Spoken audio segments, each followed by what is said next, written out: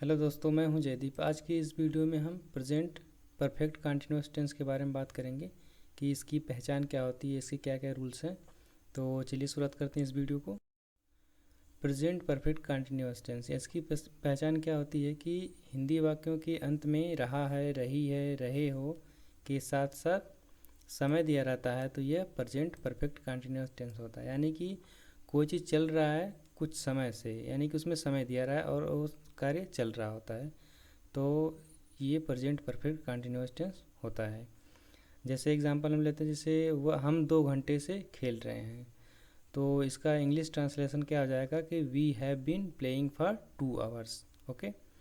अब जैसे दूसरा सेंटेंस है कि वह 10 बजे से सो रही है, तो इसका इंग्लिश ट्रांसलेशन क्या होगा कि she has been sleeping since 10 o'clock। यानी कि जो सेंटेंस ये है, इसमें सेंटेंस के साथ समय दिया है। जैसे इसमें 2 घंटे से, इसमें 10 बजे से, यानी कुछ न कुछ समय दिया है। ओके। अब जैसे इसकी सेंटेंस स्ट्रक्चर क्या होगा कि सब्जेक्ट प्लस हमारी हेल्पिंग वर्ब हैव, हैज़, उसके बाद फिर बीन लिखेंगे, फिर वर्ब की फोर्थ फॉर्म यानी कि वर्ब प्लस आईएनजी, उसके बाद फिर हमारा ऑब्जेक्ट का पोर्शन आ जाएगा। ओके। अब यहाँ पे हम हैव, हैज़ का कहाँ प्रयोग करेंगे और सिंस फार का कहाँ प्रयोग करेंगे, एक बार देख लेते हैं।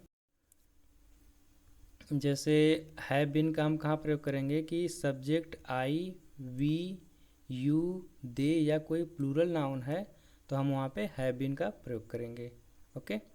अब हैज़ बीन का कहाँ प्रयोग करेंगे कि सी, ही, इट, कोई सिंगुलर नाउन है तो हम उसके साथ हैज़ बीन का प्रयोग करेंगे। ओके।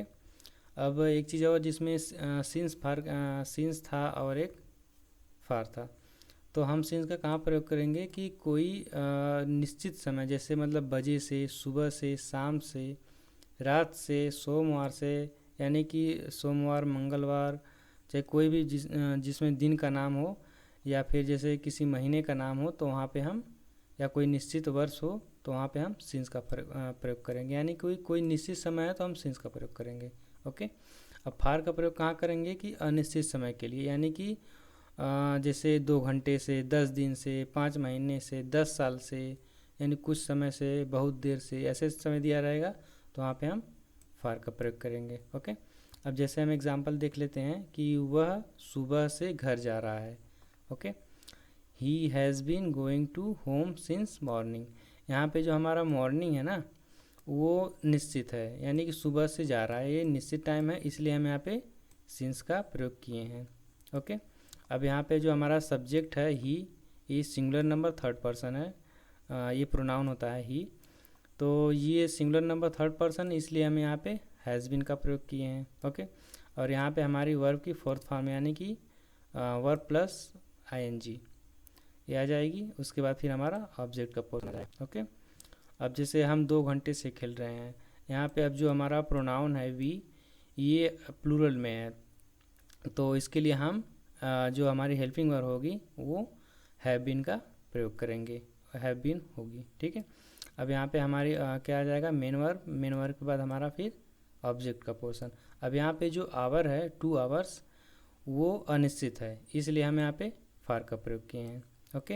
यानी कि अनिश्चित समय के लिए फार का प्रयोग करेंगे और निश्चित समय के लिए सिंस का प्रयोग करेंगे। ओके। और जो हमारी हेल्पिंग वर्ब रहेगी, वो अगर सब्जेक्ट आई, वी, यू, दे या प्लूरल नाउन आता है तो हैव बीन का प्रयोग करेंगे, और अगर ही, सी, इट या कोई सिंगुलर नाउन है तो हम वहाँ पे हैज़ बीन का प्रयोग करेंगे। ओके। अब प्रेजेंट परफेक्ट कंटिन्यूअस टेंस का नेगेटिव सेंटेंस क्या होता है कि सुबह से, सॉरी, सब्जेक्ट प्लस हैव या हैज़ प्लस नॉट, उसके बाद फिर बीन का प्रयोग करेंगे, बीन के बाद फिर हमारी मेन वर्ब आ जाएगी, मेन वर्ब के बाद हमारा ऑब्जेक्ट आ जाएगा। ओके। यानी कि जो हमारी हेल्पिंग वर्ब है, हेल्पिंग वर्ब के बाद नॉट का प्रयोग करेंगे, उसके बाद बीन आएगा हमारा। ओके।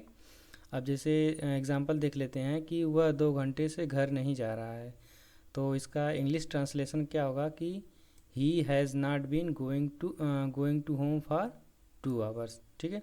अब यहाँ पे हमारा सब्जेक्ट आ गया सिंगुलर नंबर थर्ड पर्सन, उसके बाद फिर हमारी हेल्पिंग वर्ब, उसके बाद हमारा फिर क्या आ गया नॉट, यानी कि वह 2 घंटे से नहीं वह 2 घंटे से घर नहीं जा रहा है, तो इसका इंग्लिश ट्रांसलेशन क्या होगा कि he has not been going to home for 2 hours. ठीक है, अब फार का प्रयोग अनिश्चित समय के लिए, यानी कि 2 आवर्स से अनिश्चित समय है। ओके, अब जैसे दूसरा सेंटेंस है कि तुम 4 बजे से नहीं पढ़ रहे हो, तो यहाँ पे सब्जेक्ट आ गया हमारा, सब्जेक्ट बाद हमारी हेल्पिंग वर्ब के बाद हमारा नॉट का प्रयोग हमेशा होगा जब भी कोई नेगेटिव सेंटेंस रहेगा तो। ठीक है, अब सिंस का प्रयोग हुआ है, यानी कि यह निश्चित, यानी 4 o'clock है, इसलिए यह निश्चित है तो हम सिंस का प्रयोग करेंगे। ठीक है, अब इंट्रोगेटिव सेंटेंस देख लेते हैं कि इंट्रोगेटिव सेंटेंस की स्ट्रक्चर क्या होगा कि पहले तो जो हमारा प्रश्नवाचक शब्द होगा, जैसे क्या, क्यों, कैसे, उसको हम पहले लिखेंगे, उसके बाद फिर हमारी हेल्पिंग वर्ब आ जाएगी, हेल्पिंग वर्ब के बाद हमारा सब्जेक्ट के बाद फिर बीन लिखेंगे, बीन के बाद फिर हमारी जो मेन वर्ब है उसको लिखेंगे, यानी मेन वर्ब क्या है, मेन वर्ब की 4th फॉर्म, यानी वर्ब प्लस ing, उसके बाद फिर हमारा ऑब्जेक्ट का पोर्शन आ जाएगा। ठीक है, अब जैसे एग्जांपल देख लेते हैं कि क्या वह 2 दिन से स्कूल जा रहा है। अब एक चीज़ इसमें है कि जैसे अगर कोई वाक्य क्या से शुरू होता है तो सबसे पहले हम हेल्पिंग वर्ब का प्रयोग करेंगे, फिर हमारा सब्जेक्ट आएगा। ठीक है, सब्जेक्ट के बाद फिर हमारी मेन वर्ब, उसके बाद फिर हमारा ऑब्जेक्ट का पोर्शन। ठीक है, अब जैसे अब दूसरा सेंटेंस है कि तुम सुबह से क्यों खेल रहे हो, तो इसका इंग्लिश ट्रांसलेशन क्या होगा कि why have you been playing since morning. अब यहाँ पे जो क्यों है ये हमारे वाक्य के बीच में आया है, इसलिए हम इसकी इंग्लिश पहले लिखेंगे। ठीक है, उसके बाद फिर हमारा हेल्पिंग वर्ब के बाद हमारा सब्जेक्ट। ठीक है, सब्जेक्ट के बाद फिर हम बीन को लिखेंगे, बी मतलब होना होता है। ठीक है, उसके बाद फिर हमारी मेन वर्ब आ जाएगी, मेन वर्ब के बाद हमारा ऑब्जेक्ट। अब यहाँ पे जो मॉर्निंग है वो निश्चित है, इसलिए हम यहाँ पे सेंस का प्रयोग करेंगे।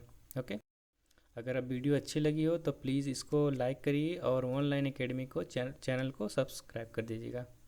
Thank you.